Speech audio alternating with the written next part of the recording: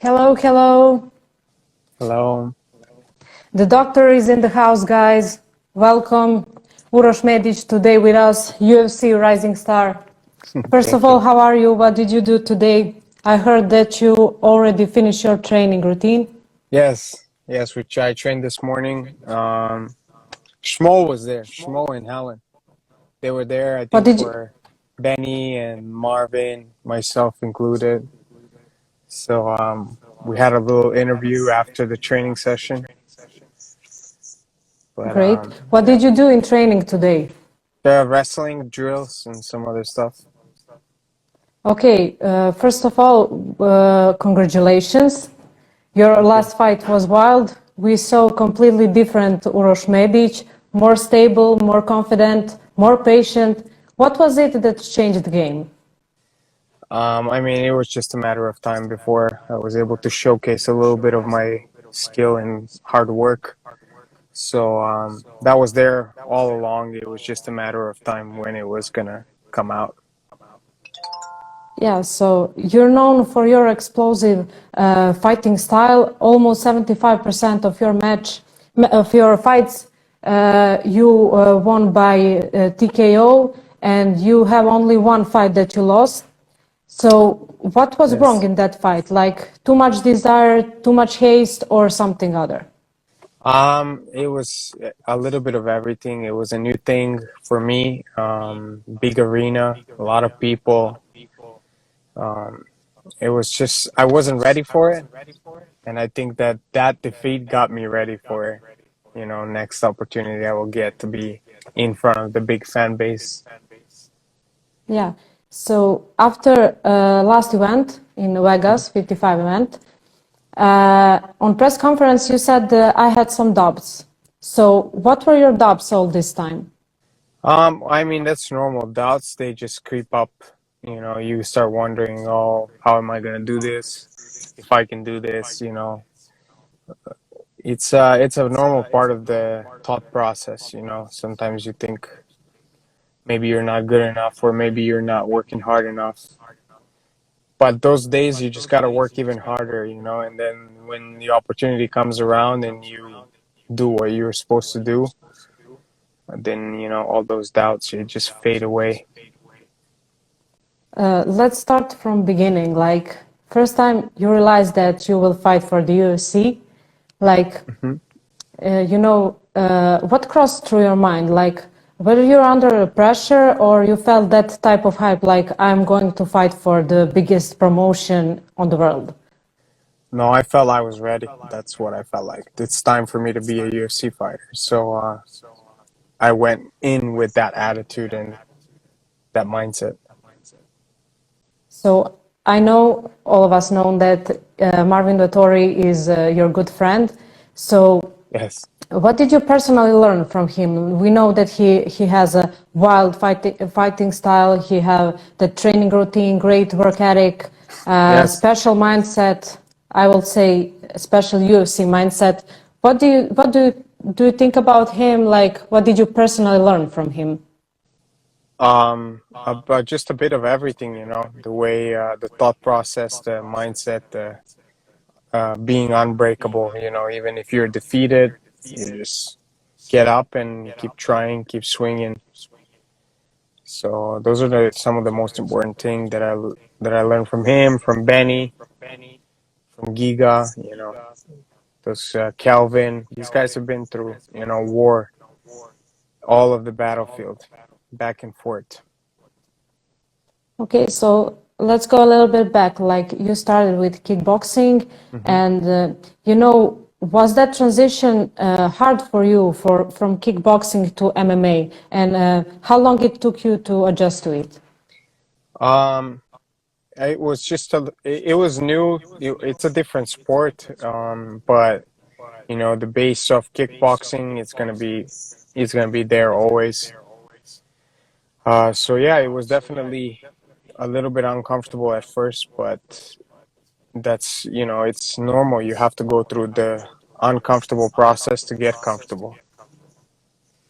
You're a great example of that, how dreams come true. And Now, when you look back, what was the best decision you made that changed your life, and have you ever adopted? One of the best decisions is joining the gym in Alaska and pursuing the fighter's career and fighter's dream and healthy lifestyle. That kept me out of trouble and on the right path. And I had a goal to pursue, and my life has a meaning. Yeah. So those are some of the most important moves that I made, consciously and subconsciously. Um, yeah, stay in the gym, in either or in the school. You gotta pick one of those two if you wanna, or business, of course. But when I was 22 when I started, I mean 16 when I started kickboxing, but 22 when I started MMA, something like that, 22, 23 years old. Um, yeah, it was either, committing all the way into the fight game or pursuing a school or some kind of business. But whatever it is that you choose, you got to stick with it. So I chose fighting. So, have you ever adopted that decision? Like you came from Serbia to Alaska, you know that is a big life decision. Yeah, I've asked myself often, if it was the right decision that I made, but it always turned out to be the right decision. The time has shown over and over again when I doubted, um, things fall in place and it works out for me. Just Alex Rakic, mhm. just Sorry, making you sure didn't not finish. to overreact, too fast. Sometimes decisions have to be made on the go, and that's where you need to roll the dice. But go So, ahead. Yeah, you had a Alex, question. yeah, I have another one. I have a lot of questions, but I Okay. will try. I will try to ask you everything. Like Alex Rakic lost Yeah. his fight due to injury. First of all, did you watch that fight, and what do you think about it? And Yeah. Charles Sonnen questioned Jan Blachowicz, claimed that he's a number one contender. So he said that nobody ever become a number one contender of an injury. What do you Yeah. think about it? I mean, Blachowicz already had the belt, and he was up there, and he lost it. Now a set of circumstances put him in a position to claim that he's a title contender, but I mean, he just lost the belt. But then again, we don't know how long Alexander is going to be out for. He needs to go through a proper healing process, and I thought he would have won that fight with no problem. It just, these things happen. That's the nature of the beast. That's how sport works. Definitely. So I don't know if he thinks that, good for him. He should pursue it. Whatever. That's the thing about this sport. If you think about something, you want to do something, it's on you to do that. And there's going to be a lot of us talking like this about, oh, should he do this or that, and what do you think about his decision? It's his decision. Good for him if he can pursue the belt again and maybe even win it. I don't doubt Alexander Rakic is going to come and chase the belt again, and whoever is at the top at the moment, I think it's going to have a really hard time with Rakic. Yeah. So you mentioned Giga, and what do you think about that guy? And what do you think who might be his next opponent? Giga is an animal. He's an unbreakable spirit and a fighter. I don't know who's next for him. It looks like he was asking for a Korean Zombie fight. I don't know if Korean Zombie is gonna want to fight Giga, because I think Giga will just absolutely destroy him. But let's see. If he accepts the fight, maybe it's gonna be a really good fight. Good two strikers, guys are gonna definitely scrap. So what was the hardest part when it comes to MMA for you? Like, is that weight loss, morning workouts, cardio workouts, or what is the hardest thing for you? Um, Maybe. I mean, you enjoy the process. There's really no, what is the hardest? There's all together, it's hard, but it's also a beautiful, beautiful sport, and everything that comes with it, ups and downs. It prepares you for life, because that's what life is. It's just ups and downs, and you gotta, keep swinging, keep punching, and moving forward. So when you said that, what come to my mind is what motivates you and what inspires you to move forward. Like, and who was your biggest inspiration, maybe? Um, Probably biggest inspiration would be Novak Djokovic. I think that man is unbreakable. Unbreakable mind. He's a genius. So if there's one thing I can learn from him, and that's just this. He always does it after every fight. He points like this because it's all here. All the fight is done in here before it's done anywhere else. So whether it's tennis, whether it's a relationship, friendship, whether it's a fight in a cage, it all starts and ends here. So Yeah. So do you think that Francis Ngannou can be as successful in boxing as in MMA? yeah, I think so. Why not? I think I can be successful in boxing as well. I'm a pretty good boxer. A We lot know of the that. guys that a lot of the guys that I know are very good boxers. They can stand toe to toe with a lot of boxers. Now it's a different animal, whether or not he can handle the pressure and, fight in a ring in front of the crowd and perform the same way. Um, let's see. I mean, I would watch it. I'm sure a lot of people would too. We saw that Dana's team sent you a bottle of Howler at press conference. Does that surprise you? And that was a really nice gesture.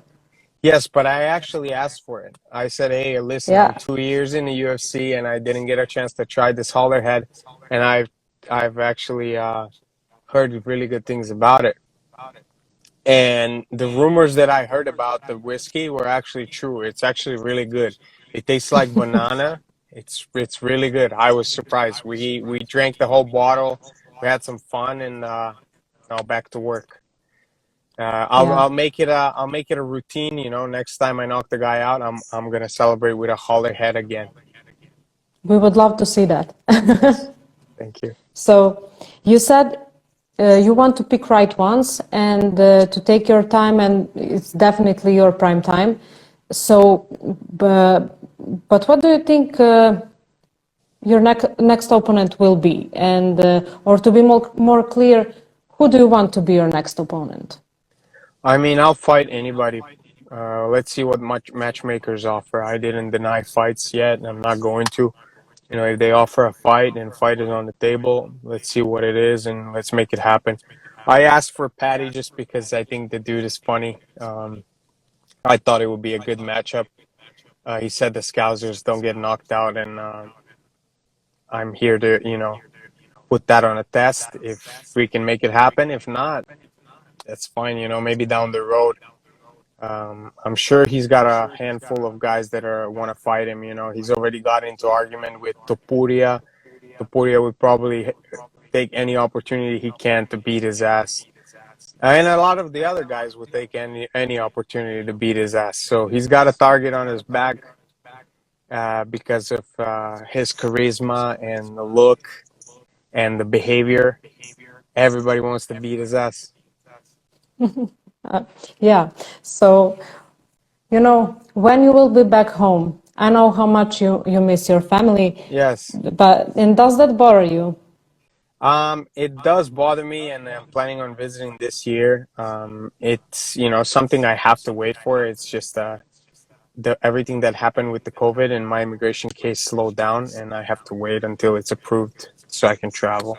So it should be done this year. Last August, they told me within 1 year period I should have it done.